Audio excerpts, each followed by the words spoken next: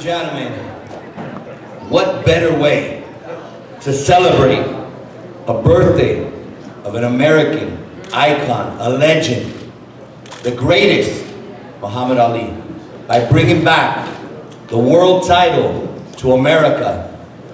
To be exact, to Tuscaloosa, Alabama. Ladies and gentlemen, I introduce to you, and the new world champion, WBC, Deontay the Bronx Bomber Wilder. A very, very special day, not only for the Americans, but for Golden Boy Promotions. Congratulations, Deontay. And what I said, I'm actually, the man fought a very, very good fight. He was phenomenal in his movement and his thinking and how he calculated. So we welcome America with a great fight and a great champion, the new heavyweight champion of the world, Deontay Wilder. He just slipped the card. Let me take it off. And he got old Shelly people there. Old Shelly, a rascal. How y'all guys doing? I just want to say, what a night, man. What a night. What a fight. I don't think I could have had a better opponent for me tonight. You know, Bermane was a true champion. You know, he had he could take a nice punch. You know, he was very tough, and he was the right man for me. He was the right man for the fans. You know, he was the right man that so many questions was you know, lingering about me. Can Deontay do so many things? Can he go around? Can he take a punch? And I think I proved everything tonight, you know. And not only did I prove it, I proved it in great fashion. And had fun with it, you know. So, man, it's just, I'm so excited to see what's next for me, to bring the belt back to America. You know, now you finally got a sighting American heavyweight that's natural, you know. Got nice charisma.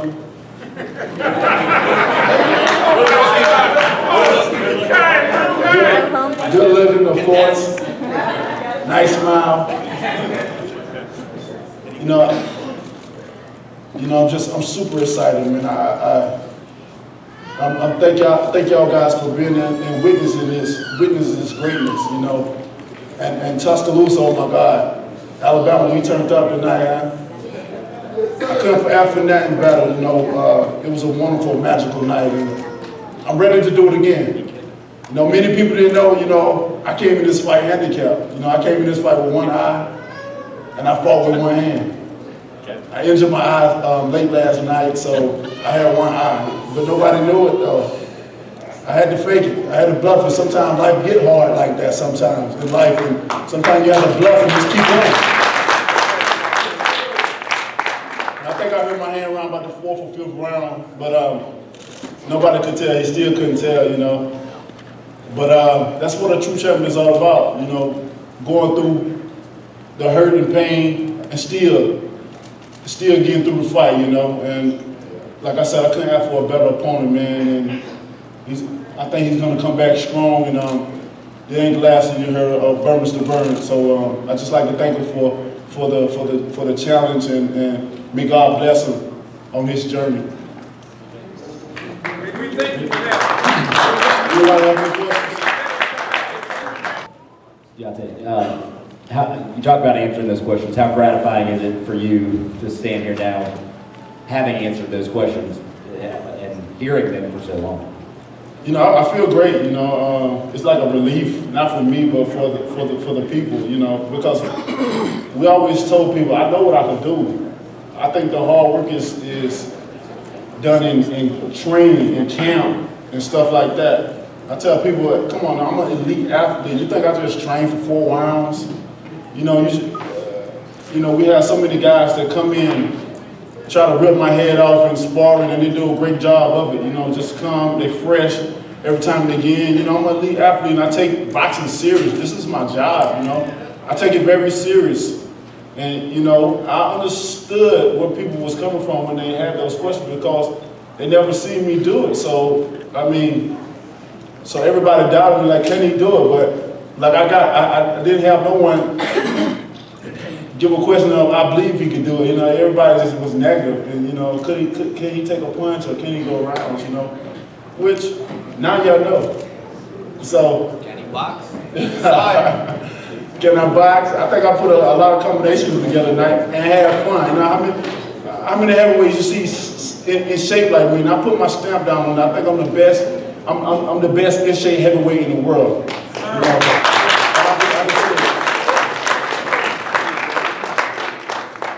yes, sir.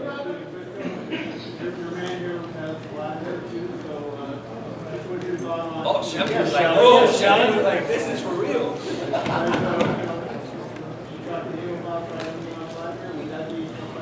That'll definitely be a fight I'm interested in.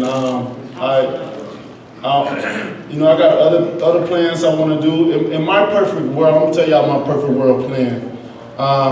If and when Klitschko fight Jennings, I think that fight will happen. That eliminate my mandatory. I wanna defend it with Tyson Fury and end the year out with Klitschko, a unification bout with Klitschko. I think that'll be a hell of a year. So if that's gonna happen, we don't know. Many things happen in boxing.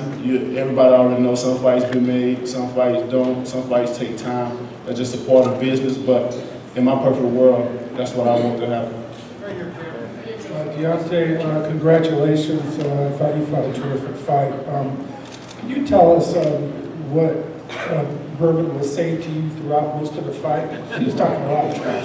Yeah, he was telling me, you can't hit, that didn't hurt, you getting tired, I'm on the ropes, come and hit me.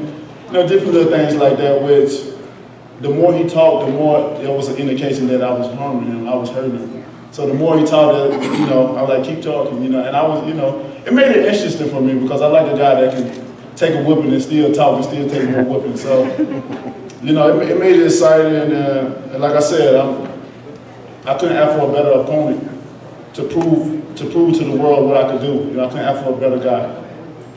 Hey Deontay, congratulations. Deontay's Boxing Nation, BoxingTalk.com. I want to ask you, how many times do you think you hurt him in the fight, and did he ever hurt you, even if it was slightly? I think I hurt him quite a few times in the fight. But like I said, he was a true champion because even though he was hurt, he got a nice chin. You know, he could take a great punch, and that's why I felt like he was the right guy for me. You know, because he didn't want to give up his title. He didn't want to, you know, even though I had him hurt at times. You know, I can't go out like this. You know, and he showed you what the toughness that he had, and I couldn't ask for a better opponent. And of course, he didn't hurt me at all. You know, I proved to people I could take a punch and smile, taking it, and keep going. You mentioned that you hurt your eye. What'd you do to your eye? Well, we was doing a shakeout the night before the fight. I was stretching with a rubber band. I got this rubber band, this thick rubber band. I stretched with it, and it ended up coming off of my feet and hitting me right in the eye. It put me to sleep. I woke up.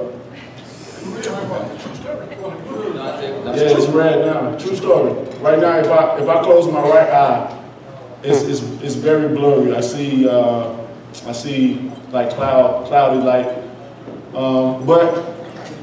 But we practice that all the time in training. We practice close one eye, close this, and we practice one hand behind the back. So everything we train for, you know, even though sometimes it may not occur in the fight, we train for it just as if it would. And I think that helped a lot out of my training. So I was very well prepared for this fight.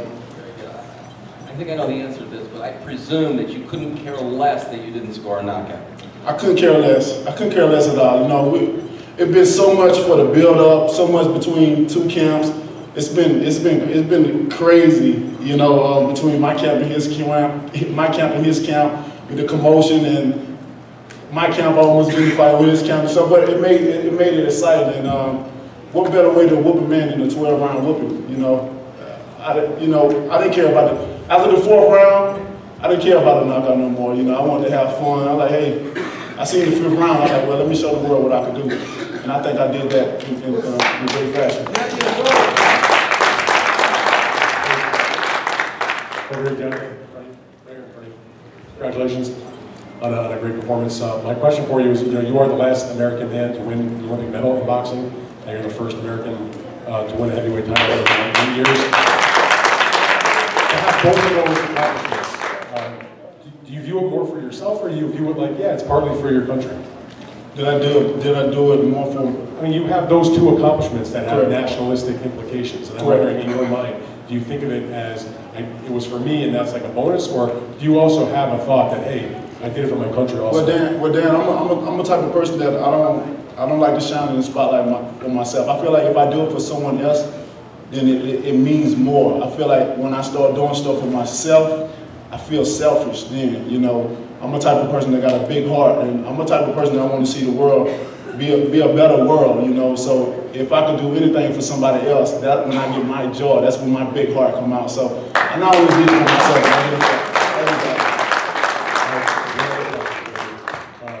I know you're going to celebrate, and I'm not sure what you plan to do next. I don't think you have an actual mandatory right now, because that situation is not cleared up, because the guy that is your mandatory is probably going to end up fighting Vladimir Klitschko in April. But I'm wondering your thoughts about, not next necessarily, but eventually a showdown with Vladimir to unify all the belts, a guy that you've been in the camp with. What are your thoughts about that fight? Well, I think after the performance I put on tonight, I think everybody, that would be of course that's going to be the biggest fight in the world, and when that time comes, we'll handle it. But I'm looking forward to that fight. I think that's one of the fights that will be made. I think he wants the WBC belt, as he said many times back in the family, and now that I have it, and I'm excited at heavyweight as well. He's excited at heavyweight. Two big guys going at it. It's nothing like two big giants going at it, and I think that's going to be a great fight when it happens. I'm not going to say if, I say when it happens. Thank you. Thank you. Deontay, you told your daughter that you would become a world champion. Have you spoken with her tonight? Oh, she better be in bed. But, I haven't spoken with her tonight. For Christmas, I bought her an iPod so she can FaceTime me or text message me. She's only 9, so I didn't want to get the phone thing, But I'm looking forward to seeing if she got a message on, because I know she was watching. She had the best seat in the house, at the house, she knows a lot. She knows what's going on. She's been in boxing since she was 1 year old, and so she definitely knows what's going on. So I'm looking forward to wrapping that belt around her. I'm gonna say Sophia, me naive.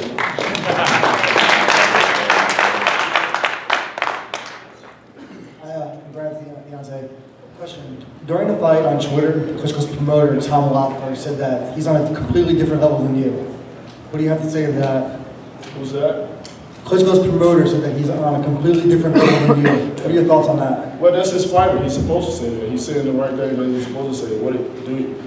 I don't think he's supposed to talk bad about him. That's any. I respect my guys to back me up as well too. But like I said, when it get made, we shall see. It's just like this fight. His whole team, his manager, trainer, they felt like I couldn't fight going backwards. They felt like, I couldn't go past 4 rounds. They felt like I couldn't take a punch. They felt a lot of things about me, but they were sadly mistaken.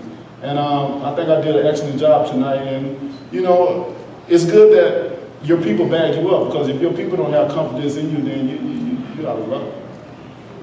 Second part, Tyson Fury's been chirping for a while. How excited would you be for that fight, as you mentioned before? Like I said, that go back to my perfect plan of what I wanted to do. So I would love to fight Tyson Fury. I think he's doing a good job of what he's doing in boxing, as far as entertaining and stuff like that. I think he's having his business in the UK of entertainment, and I'm throwing the same thing in America. And I think that's going to be a big clash down the road as well, too. Tyson Fury versus Deontay Wilder. Like I said, it's nothing like the big guys going at it. It's like a freak show.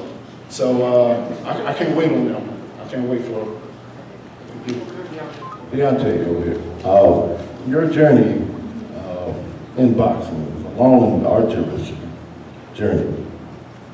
And you finally made it to the top, and congratulations to you. Did you ever consider playing pro basketball? Well, being from Tuscaloosa, Alabama, football was a big deal back then. It still is. So I always had planned for playing football or basketball. Of course, definitely. That was my first love, football and basketball. I didn't know which you couldn't separate me from the two. But you know, sometimes when you have a plan, God have another plan for you, and this is what my plan God had for me. Congratulations. Congratulations. Thank you. Deontay, congratulations. 2 questions. First of all, what is it about Jay, your trainer, who took you from zero knowledge in boxing to world champion? And 2, can you share the story about?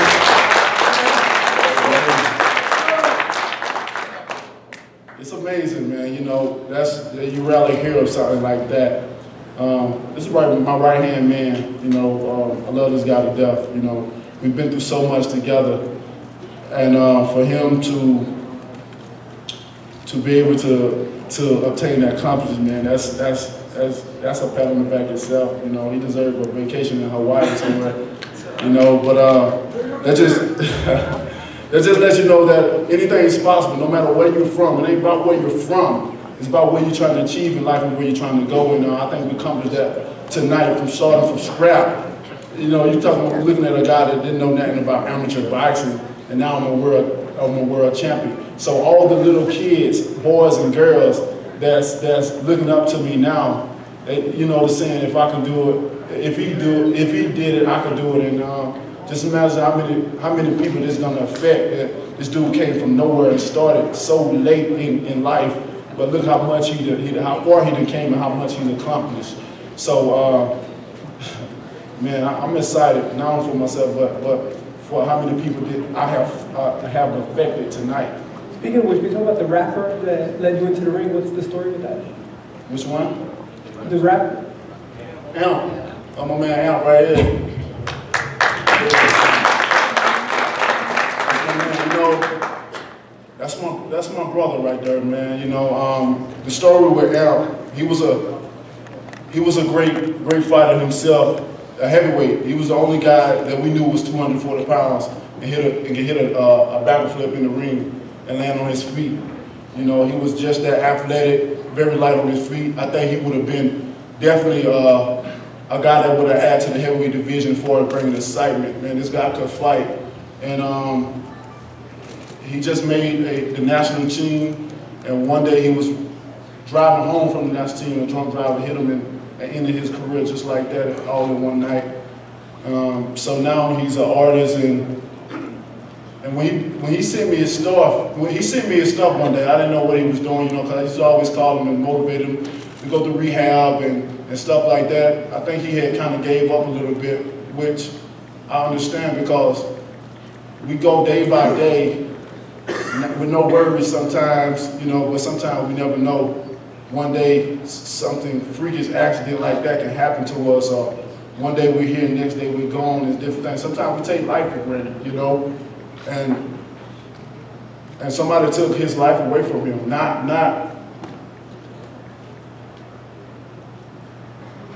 as far as the boxing career, somebody took his life away from him, like I said. Somebody took his life away because he ate, breathed, and sleep boxing, and his dreams was crushed, and now he's doing something else positive, and I wanted to give him that opportunity. When he sent me his music, I said, bro, I gotta get you to walk me out. You know, I had a well-known artist that was gonna do it, but I felt like it would have meant a lot more to Amp than to this guy that was already well, you know. Excellent job, and I think he go down in history as the first wheelchair artist to walk somebody out. And he did a fabulous job, man, and I'm happy and I'm proud of him to give him that opportunity, and his family was proud of him, and I hope this started a trend out for all people that's in wheelchairs or something, you know. It's never too late, man. You can do whatever you want. Don't never let life take you down, you know. Sometimes people make dumb decisions that can cost people life or what they're trying to, you know, trying to do in life and try to be a better person in life, but keep going, brother, and I'm glad I was able to give you the opportunity, man.